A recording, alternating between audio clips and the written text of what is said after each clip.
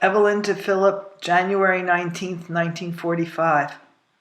My darling, I feel pretty good tonight for several reasons.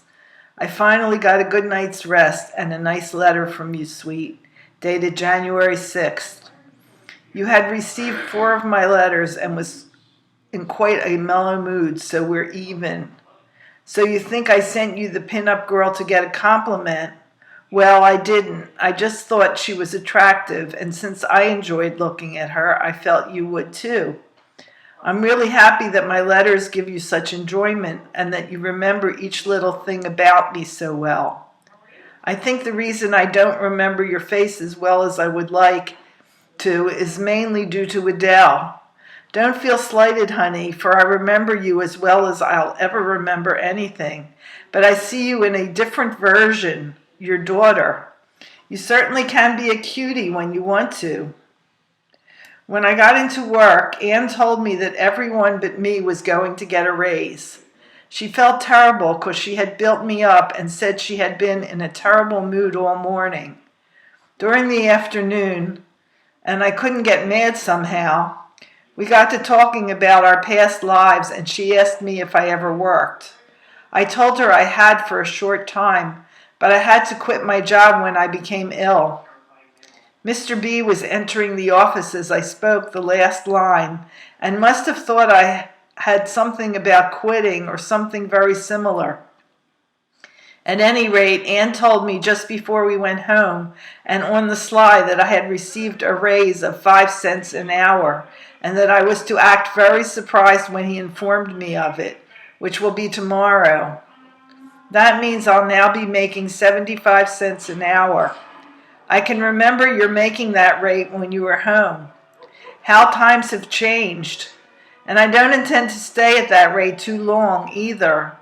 Between you and me, anyone who stays on the job with him for over a year deserves a medal. Someday, when I get into the right mood, I'll tell you all about him. When he's in a good mood, which is quite a rarity, he's okay, but it's more the exception than the rule.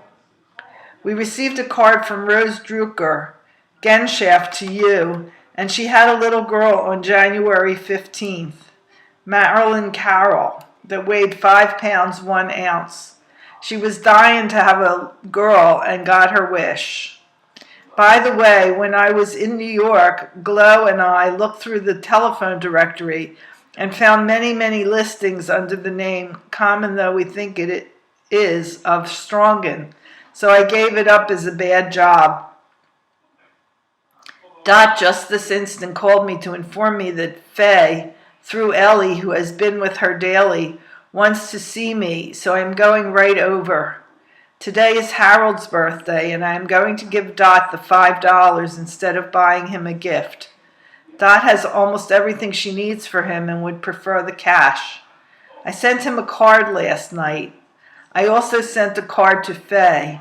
Faye is bearing up so well that everyone is surprised. Well, I shall see for myself. She always was a trooper, but sometimes I think it's best to cry and get that terrible weight off of your chest.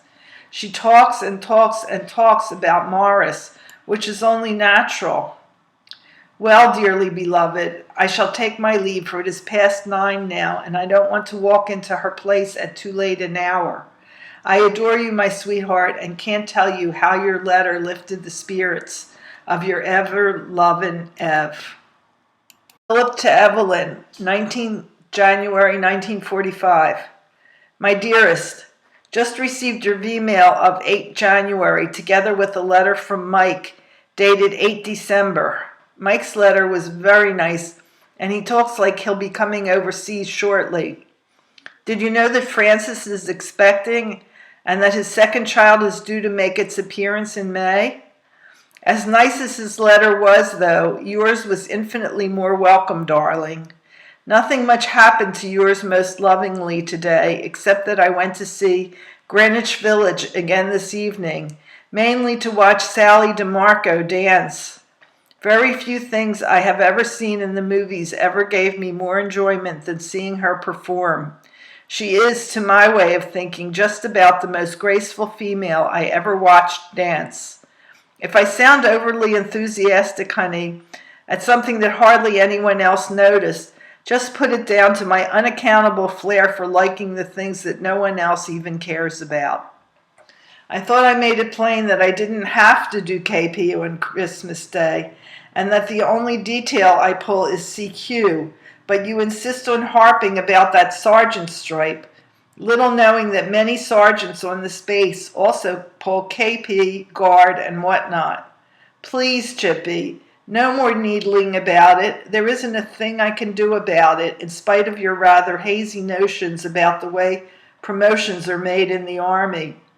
About referring to Sergeant Murphy in another connection, the time is not yet. I'm going to hold on to your present yet a while because I want to take it into town to get a jeweler to engrave it. Just have patience, honey. In the meantime, remember that I am your adoring Phil. P.S. Love to Adele and all.